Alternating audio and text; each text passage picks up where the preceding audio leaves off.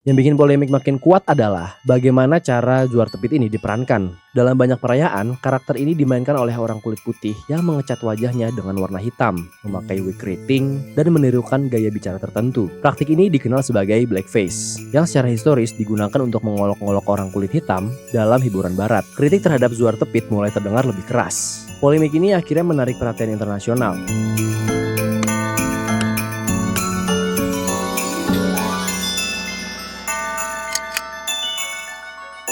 Kalau ngomongin Sinterklas, yang kebayang tuh biasanya hal-hal manis, anak-anak, hadiah, coklat, dan suasana liburan akhir tahun. Tapi, ada satu hal yang muncul bersamaan dengan Sinterklas, yaitu sosok bernama Zuar Tepit. Buat sebagian orang, dia cuma tokoh dongeng. Dia adalah simbol luka lama yang belum sembuh. Sosoknya menjadi perdebatan nasional, internasional, bahkan menjadi pembahasan di PBB. Bagaimana bisa sebuah tradisi yang katanya buat anak-anak bahagia, malah jadi simbol kontroversi yang begitu besar? Dan kenapa sampai hari ini, Sinterklas nggak bisa lepas dari polemik Zuar Tepit? Sinterklas sendiri sebenarnya dari tokoh nyata yang bernama Santo Nikolaus, seorang uskup yang dikenal dermawan. Dalam tradisi Belanda modern, Sinterklas digambarkan sebagai pria tua berjanggut putih yang datang dari Spanyol untuk membagikan hadiah. Tradisi ini mulai beredar di sekitar abad ke-19.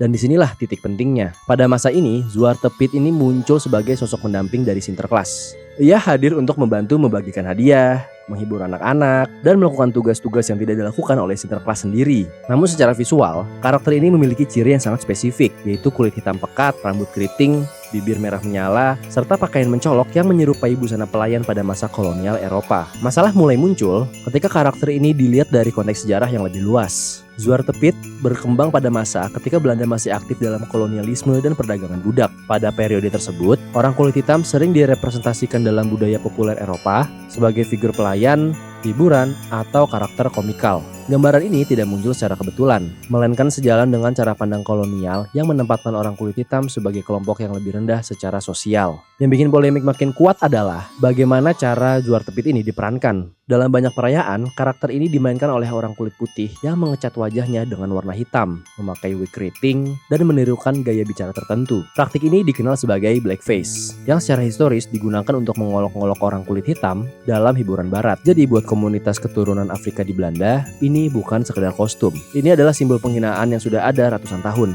Sebagian masyarakat mencoba membela tradisi ini dengan mengatakan bahwa Zuar Tepit ini tidak dimaksudkan untuk menjadi simbol rasisme. Salah satu argumen yang sering digunakan adalah bahwa warna hitam pada wajah Zuar Tepit ini berasal dari jelaga cerobong asap. Namun, penjelasan ini dinilai problematik karena narasi jelaga baru muncul belakangan dan tidak menghapus kemiripan visual Zuar Tepit dengan stereotip rasial lama. Pada awal tahun 2010-an, kritik terhadap Zuar Tepit mulai terdengar lebih keras.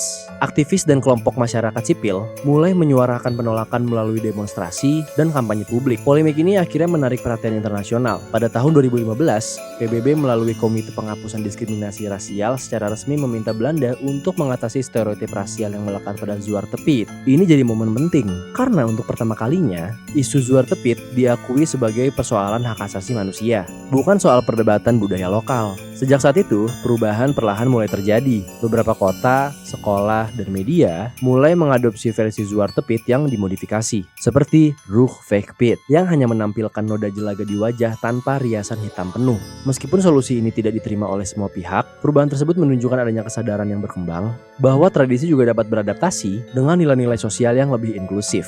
Namun hingga kini, polemik ini benar-benar belum berakhir. Di beberapa wilayah, Zuar Tepit versi lama masih dipertahankan. Sementara di tempat lain, karakter ini telah diubah atau dihapus penuhnya. Yang jelas, Zuar Tepit sekarang bukan lagi sekedar karakter dongeng. Dia sudah berubah menjadi simbol perdebatan besar tentang bagaimana sejarah kolonial, perbudakan, dan rasisme tidak pernah benar-benar hilang, tapi hidup dalam bentuk simbol-simbol budaya yang diwariskan dari generasi ke generasi. Pada akhirnya, perdebatan tentang Zuar Tepit ini bukan sekedar masalah kostum, warna wajah, atau mempertahankan tradisi lama. Ini tentang bagaimana kita memaknai tradisi itu sendiri. Apakah tradisi harus selalu dipertahankan apa adanya, atau justru harus berubah ketika konteks sosialnya sudah berbeda? Mungkin pertanyaannya sekarang bukan lagi Zuar Tepit itu rasis apa enggak, tapi bagaimana perasaan orang-orang yang selama ini hidup dengan simbol tersebut? Apakah kita cukup mendengarkan mereka? Jadi menurut kalian, apakah tradisi harus selalu dipertahankan apa adanya, atau boleh berubah supaya semua orang bisa merasa dihargai?